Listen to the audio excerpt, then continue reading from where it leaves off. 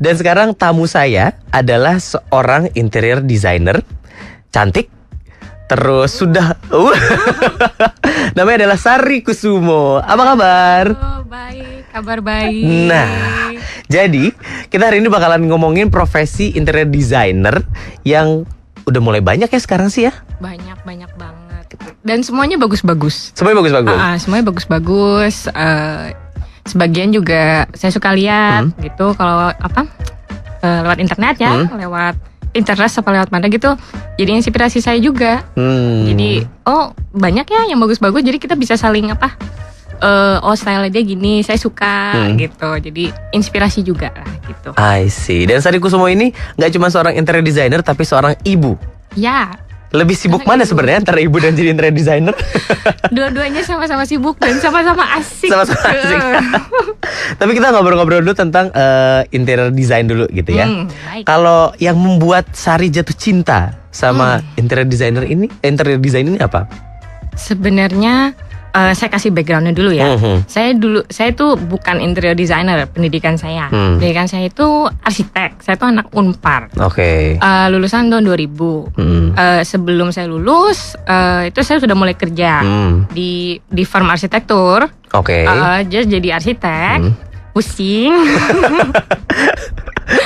Pusing kerjanya ketemu sama semen, sama gitu ya. Tapi selama saya kerja itu saya kan juga ada rekan-rekan kerja, ada juga interior designer gitu kan, sering ngobrol. Saya lihat kerjaannya kok kayaknya asik ya gitu. Lebih orang tuh kalau tinggal kan di dalam rumah gitu ya. Dalam rumah dia ngelihat di dalam rumahnya kayak apa, barang-barang kayak apa, kok kayaknya nih asik nih. Lama-lama saya lebih tertarik ke situ gitu, mendua hati. Berpaling ya. Berpaling. Jadi ya saya mulai belajar dikit-dikit dari teman saya itu, dari rekan-rekan saya. Ya di sinilah saya sekarang jadinya. Ada kesulitan nggak sih? Pasti ada kesulitan. Cuman kesulitannya apa sih ketika menjadi interior designer? Banyak. Jadi sebenarnya kalau dibilang arsitek tuh begini, interior tuh lebih asik, enggak juga. Karena orang juga sukanya masing-masing. Beda-beda ya. Beda-beda. Tapi ya masing-masing juga ada kesulitannya gitu. Gue sih yang paling utama tuh untuk kesulitan nomor 1 tuh meyakinkan klien gitu. Bahwa kita ngerti yang dia mau. Kadang-kadang klien kan ya kayak kita juga, jadi sama gitu klien sama di sana. Punya gue tuh lebih bagus dari pemikiran lo, percaya aja deh gitu. Nah terus dua-duanya sama-sama gitu. Nah gimana caranya untuk menemukan titik tengahnya gitu. Jadi ada kadang-kadang yang kekeh banget, yang maksain gitu, nggak mau, saya maunya begini gitu. Baik, Anda mau begini, untuk di sini Anda saya kasih, boleh, silahkan maju dengan ide Anda. Tapi untuk di tempat lain mungkin kita juga push punya kita gitu. Jadi tetap di bidang kita yang dimana dia percaya sama kita, menyewa kita gitu untuk membantu dia. Berarti kan kita seenggaknya lebih tahu ya, lebih tahu dengan pengetahuan kita, pengalaman kita gitu. Jadi harus si klien itu juga kita kasih tahu baiknya begini karena begini gitu. Jadi itu juga ada seninya juga. Dan itu kadang-kadang susah ya. Agak ngelus dada ya kadang-kadang gitu. Tapi sekarang setelah 9 tahun berkarir di bidang interior design, gimana sih Sari melihat dirinya sendiri di posisi sekarang gitu? Apakah ini sesuai dengan yang diharapkan ketika banting setir dari arsitek? Jadi gue juga sebenarnya tidak ada ukuran ideal buat mestinya gue kalau 9 tahun udah bisa begini gitu. Enggak sih, gue juga nggak ada bayangan untuk itu. Hanya yang gue rasain sekarang itu kayak apa ya,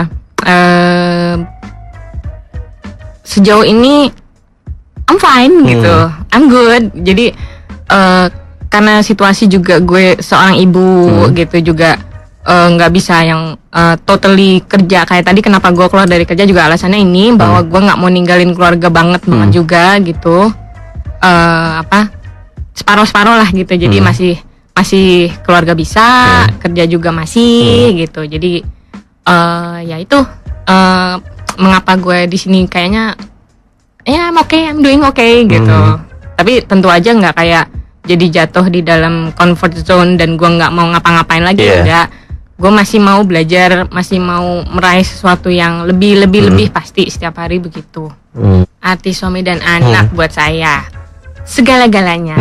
Jadi mereka itu yang ngedrive saya gitu. Jadi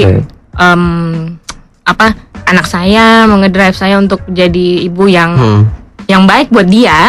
Mungkin bukan ibu yang ideal di mata orang, tidak, tapi jadi ibu yang ideal buat dia.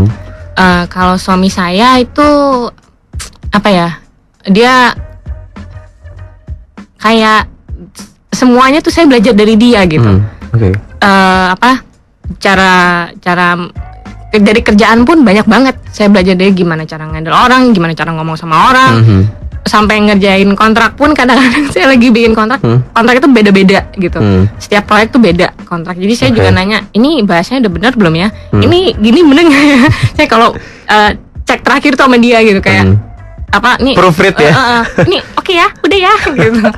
Terus ya dia juga dalam keluarga dia penyeimbang saya gitu. Jadi kadang-kadang kalau saya agak keluar jalur gitu ya, nggak, maksudnya terlalu asik misalnya kerja, terlalu asik apa gitu, dia coba itu anaknya coba ya saya ya diperhatiin gitu.